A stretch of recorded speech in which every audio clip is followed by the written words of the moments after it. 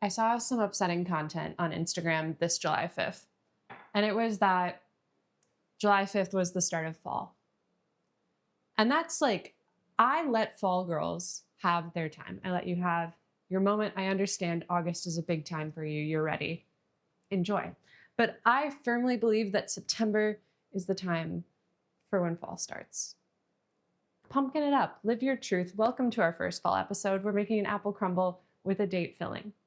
But never again are we going to start fall in July. September. Welcome back to Cooking for Fun.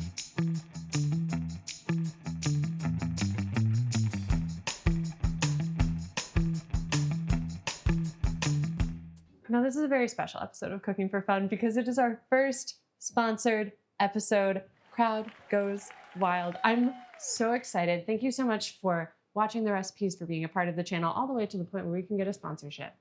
This is a humongous deal for me. It's also very exciting because the sponsorship is with STAUB. I've been a longtime fan of their enamel cast iron. This is their braising dish that you've probably seen in countless ones of my videos. I've taken it on the grill. I've put it on my stove. I put it in the oven. STAUB and I were interconnected. I also had the chance to travel to their factory in France. 100% of their cookware gets made in France. And I was able to see how the process is actually done. Their cookware is made from scrap metal that they actually mold and then place an enamel coating on and then turn into the beautiful colors, types of plates, types of molds that you can see. So enamel, fun fact about it, is actually a layer of glass that is adhered onto cast iron. So when you think of cooking on enamel, you're actually cooking on a thin layer of glass. I think it is one of the most amazing cooking innovations, even though it's been done for centuries and centuries and centuries. I'm just so grateful that STAUB is a sponsor of this video. We're going to be making this apple crisp in their braising dish. So let's make this crumble. So this apple crisp has 3 elements, and all 3 of them somehow make it taste like fall. Because again, this is a very fall themed video. I want you to feel seen, heard, taken care of. The first is the crisp element. This crisp is going to be called your I need a crisp recipe. How can I make a crisp recipe? Like, you will be able to take this, mold it, adapt it, put it on a fruit, put it on a pie. It's a crisp that you can have, keep forever. We're going to season it a little bit with some fall spices that are not your typical baking spices. So that's element number 1.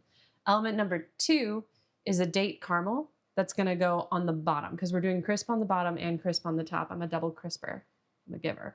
So the date caramel is going to add like a nice little syrupy, sweet layer that's not just your average apple crisp. The middle, apples.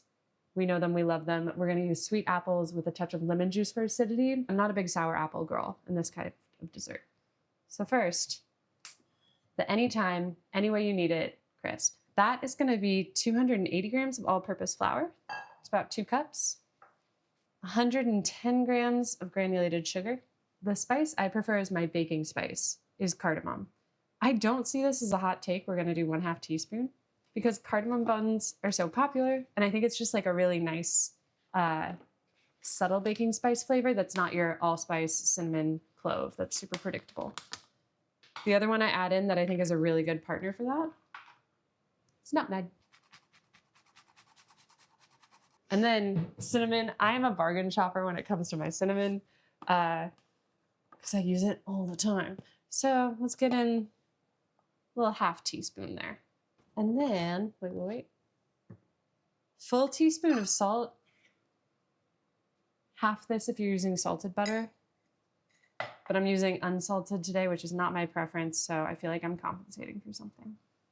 Mix that together. Now my butter's been sitting out for like a minute. So instead of grating it in, which is an option, I'm gonna cut it into chunks. Also, for the people, you know the brand, it matches my socks. Get a close up on the socks. You gotta get the dogs. They did donate all the butter for the wedding. You did well. Thanks, Carrie Gold. You love them. So again, she's gotten soft. In an ideal crumble world, this would be a little firmer. But since we are at like little soft level, we're gonna cut them into bigger chunks, coat them in flour, so then they still maintain like that butter separation that we want, even as we work it in. That's a little, oh my God, my butter's too warm hack for you. Okay, it's soft, but nobody's panicking. Nobody panic. So this was 1/2 cup sugar, 1 cup butter, 2 cups flour. You got it? Memorize it. Never have to look up how to make a crumble ever again. So proud of you. And then we're going to toss these all together to coat the butter in the flour. This will cool down the butter a little bit, also seal it up so that you're running less risk of your butter turning into a mess. And then this is really easy to flatten into discs. Kind of like we're making a pie crust, but we're actually not going to add any liquid. And we have enough butter that we can get to crumble texture without getting close to it being a pie crust. Let's say you want to make it in a food processor, you absolutely can. It would be easier and quicker, but this is just something satisfying about this. This is the whole point of baking, is to like work with your hands, work out some stress, you know what I'm saying? All right, so we now have this crumble texture. You can see big crumbs, small crumbs. When you gently press it together, it forms one large crumb that easily breaks apart. That's kind of what you want. I personally love the big crumb bites, like the ones that you get and you're like, oh yes, this one's just for me. So I like to have a variety, you know, different kind of distribution. So we got some big, some small, and stopping right before it turns into cookie dough. And the one thing that'll help us not turn it into cookie dough is we're adding the oats now. This can also be almonds, seeds, nuts. Again, this is like the I need a crumble recipe. What do I use? Use this one. Make it your own. But the oats make it so that we're not pressing it into cookie dough. They help break everything up. And if you add them too early, they get coated in the butter. They get lost in the sauce. You get it. Okay. Beautiful crumble. We're going to pop this in the fridge while everything else happens. That will actually dry it out a little bit, which is a good thing. You do want that. And then help us keep it really piecey. Really good to assemble. Next up, we're going to take a little butter warmer. And we're going to make probably one of my favorite elements, which we talked about, the date caramel. So this one's a great example. Your dates are either going to be like dry and like very hard and firm, and that probably means the pit was taken out. Here we have a pit in date, but it's like juicy and huge, and this is the date that you're looking for in the grocery store. That's going to give you like the ultimate date caramel, because I've had so many people be making a recipe and they're like, you must use different dates than me because I'm getting a completely different result. I'm using the juicy guys. That's where I invest my money. It's where I invest my time. I budget accordingly. So 10 juicy, investment worth it because they're probably expensive dates. And then we're just going to add a cup of water. So like just enough to cover up. We'll bring that to a boil. As soon as it hits a boil, off the heat, that's really just to, oh, it's hot, hot, hot, hot. It's really just to juice up the dates. And then this is actually the first step. Oh, there's my 1/4 teaspoon. Hell yeah. This is actually the first step in making sticky toffee pudding, is you put a little baking soda. I'm gonna now keep this. And then that helps you mash up the dates. So the baking soda and the hot water and mixing everything together will ease this into a paste. Right now, you don't see it, but one sec, movie magic. So after like about 3 minutes of us pressing, pushing, like kind of smashing up the dates, it goes from like watery dates to like thick dates, trademark term. And then what takes these from being hot dates to date caramel is just two tiny things. 1/4 teaspoon of cinnamon, which will kind of like, as it hits the hot dates, bloom, like that spice will get a little bit more aromatic. And then since I think all caramels need to be salty sweet, 1/4 teaspoon of salt. Mix that up. And every time you see this caramel start to look watery, it'll like settle. There'll be like a little pool of water sheen on the top. That's a good sign to go in, mash it, mix it. Just keep checking on it as we do everything else in the recipe. So these are Honeycrisp, which are on the sweeter side of apples. A lot of people ask me my favorite apple. I don't even know all the varieties yet. Like I find a new variety every fall. These are Honeycrisp, universally very delicious. A lot of people use Granny Smith or something with a little more bite, a little more sourness or like acid for their crisps because they're like, oh, well, it counters all the sweetness. It counters all that. I want my apple bite through to be sweet. I want this to be a sweet dessert. How we counter the apples and all that sweetness, because you know, even desserts need a little bit of acid, a little bit of something.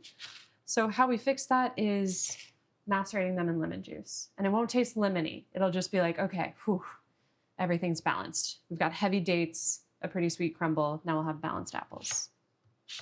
Now the way you slice your apple also dictates like the eating experience. I have a very particular way of slicing apples. People go nuts for it on my Instagram stories, and I'm like, it's just how I slice my apples. So for this, you can do chunks, but I think it's prettier when you have them in kind of like thick slices, but not slices. 4 apples always yields way more apple than I think it should. So you need like 4 or 5 apples, then 2 tablespoons of brown sugar, 2 tablespoons of cornstarch, which just helps everything thicken as it bakes. Get that all in. And the juice of 1 whole lemon. This helps everything like stick to the apples. So it's like a there's lots of needs for this lemon. Don't skip it.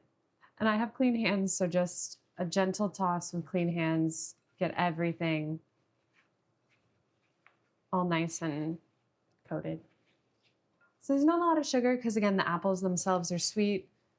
All of this, kind of like when you coat strawberries with sugar, they just get like juicier. Same with the apples. It's gonna get like really juicy at the bottom. We're just gonna let this sit. I'm gonna wash my hands and then we're gonna talk about STAUB. The one thing I didn't talk to you about is how I'm a crisp on bottom and a crisp on top believer. Like I love a crisp with no bottom, but a crisp with a crispy bottom, it's good. So since we have our beautiful STAUB braising dish that we can cook practically anywhere, we're gonna use it to cook in the oven. It's just the perfect size. It's the perfect look for if you wanna like place it somewhere for a dinner party. We're just gonna grease the edges. I've been getting very precise with measurements. I think writing a cookbook does that to you because the cookbook's so permanent. And so it's like, I can never undo those measurements ever again. So I wanted them to be absolutely as specific as possible. So here I've also gotten really specific.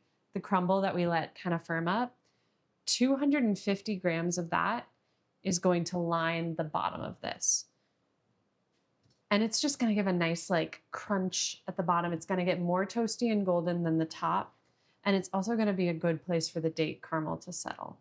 And then I'm just gonna lightly press this down. You want this, unlike the top crumble, to be a little bit firmer of a layer. Kind of flattened, but still a crumble. That's gonna be our bottom layer crust. It's gonna bake for 15 minutes at 375 convection. So everything is assembled. It's so funny because baking is an active thing until it becomes extremely passive. So we're gonna bake that for 15 minutes and then bake for 45 minutes. The results are good, but we're just gonna be sitting around for a bit. Welcome back to my channel, everybody.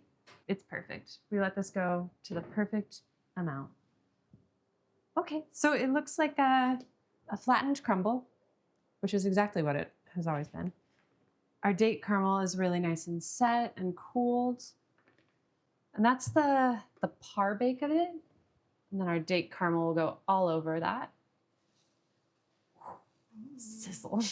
There'll be chunks of dates in here. Don't worry about it. Whoever gets that piece is a very lucky person. This goes all over the bottom.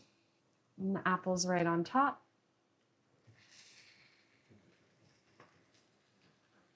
Not being too precious, arranging it in a way that it'll like catch the crumbles when we put them on top.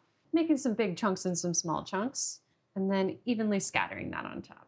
We've now reached the stage of the crumble that you're like, oh, this is the crumble part I'm familiar with.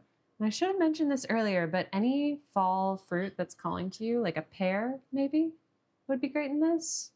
Anything that feels sliceable, you know? And then this goes on the top rack so that that crust on the bottom that we already made doesn't overcook. Say hi. Walter. Walter, that way. Hi. Ooh, it looks done. Walter, what do you think? Yeah? That would burn your little snoot. Okay, Mom has to go to work. You can stay.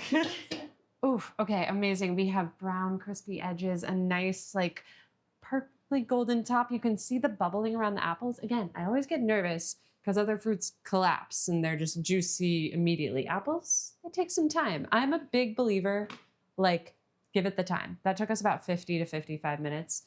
You really want everything to collapse into itself and be crispy on top. The visual cues are easy. It's just golden on top. I'm realizing the horrible realization that I don't have vanilla ice cream to go with this. Walter's obviously upset about it. He's like, this in a perfect world would have 30 minutes of cooling time so that you get that nice crust. Let's give it 15. Let's see what happens. And you can absolutely do this in a baking dish, like a lasagna dish. The thing is, it's gonna be a lot shallower and just like less pretty to present. What I like about STAUB is like they always are on my counters. I always have at least one of their kitchen items out because they're so beautiful. I think they're the chicest. And also I could set this on a table and that's it. That's the serving dish. So yes, you can make it in like an aluminum pan or whatever, but this is the perfect size. I made this recipe for this. I mean, that's why we love the braising dish. I think we've waited enough. Let's cut in.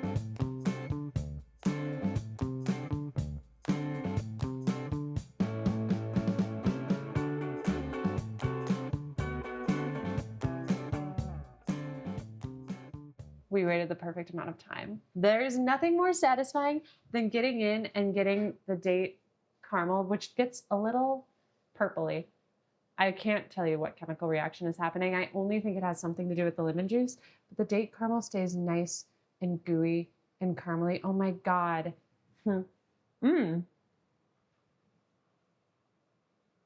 Weirdly enough, the cardamom gives ginger snap energy without even trying. So it feels like you have almost like a Biscoff or a ginger snap at the bottom. That date caramel, which is, I got a chunk of date. So, you know, there's a reward around every corner. The only thing missing is the vanilla ice cream, but that's on me. I believe in your better judgment. And wow, what a way to kick off fall. So thank you for watching another episode of Cooking for Fun. We'll be back in 2 weeks, probably with another fall recipe. Will it be sweet or savory? Tune in to find out.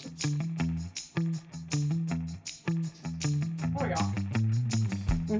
Oh yeah. Hold it. It's a wrap. Wrap on crumble, big, quick.